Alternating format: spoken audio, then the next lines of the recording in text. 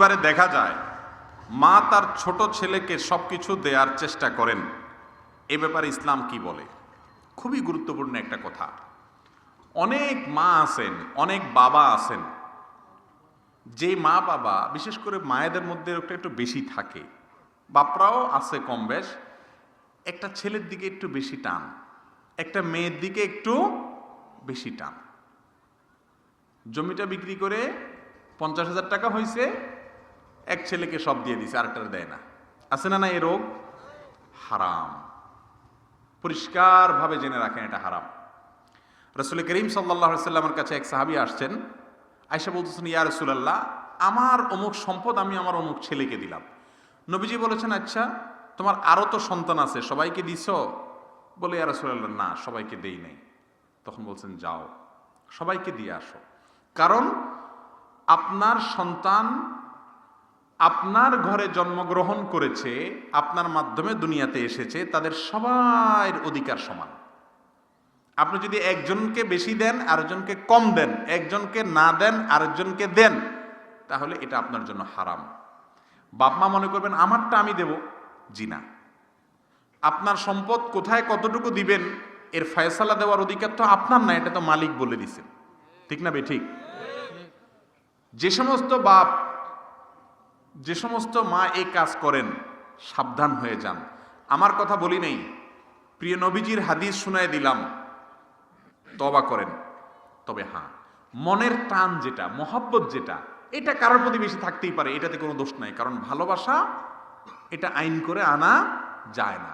আপনার 5টা ছেলে মেয়ে আছে, ছোটটার জন্য মায়াটা একটু বেশি হয়, যেটা একটু নিরীহ ওইটার প্রতি মায়াটা একটু বেশি হয়, বা কোনোটার প্রতি আপনার একটু বেশি ভালো লাগে, এটা লাগতেই পারে, এটার জন্য কোনো গুনাহ হবে না।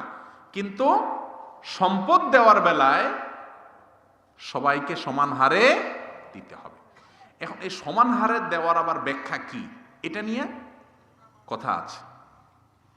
অনেক ইমামদের মতে জীবদ্দশায় যদি বাপ মা সন্তানদেরকে সহায় সম্পত্তি দেয়, তাহলে সবাইকে, ছেলে মেয়ে সবাইকে সমান হারে দিতে হবে। আবার অনেক ইমামদের মতে এটা না, ওই কোরআনে আল্লাহ তাআলা মারা গেলে সম্পত্তি যে হারে দেওয়ার কথা বলছেন, বেঁচে থাকলে হাদিয়া, তোফা, উপঢৌকন, পয়সা কড়ি, সহায় সম্পত্তি দিলে সেই হারে, অর্থাৎ ছেলেকে 2 আনি দিলে মেয়ে পাবে 1 আনি, সব ছেলে সমানভাবে পাবে, কোনো ছেলে কম বেশি পাবে না। তো দুইটা মতের দুইটারই যৌক্তিকতা এবং দলিল আছে, সেদিকে আমরা বিস্তারিত আলোচনা যাব না। তবে এতটুকু বললাম যে মা বাবারা সাবধান হয়ে যান।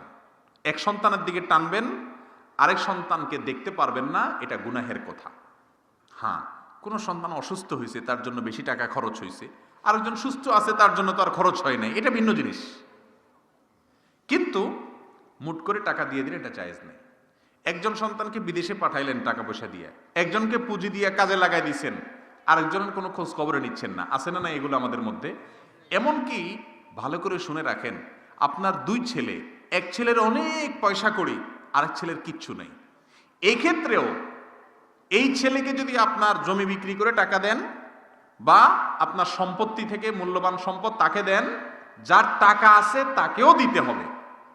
হ্যাঁ, সে যদি বলে বাবা আল্লাহ আমাকে অনেক দিছে, বা আপনি যদি বুঝাইতে পারেন যে বাবা তোমার তো আল্লাহ অনেক দিছে, তোমার ভাইটা নিরীহ, হক তো তোমার 50%, কিন্তু সে যেহেতু নিরীহ মানুষ, তার যেহেতু কিছু নাই, তুমি অনুমতি দিলে তোমারটা আমি তাকে দিতে পারি। সে যদি খুশি মনে রাজি হয় তাহলে আপনি দিতে পারেন। আমার কথা কি বুঝতে পারছেন?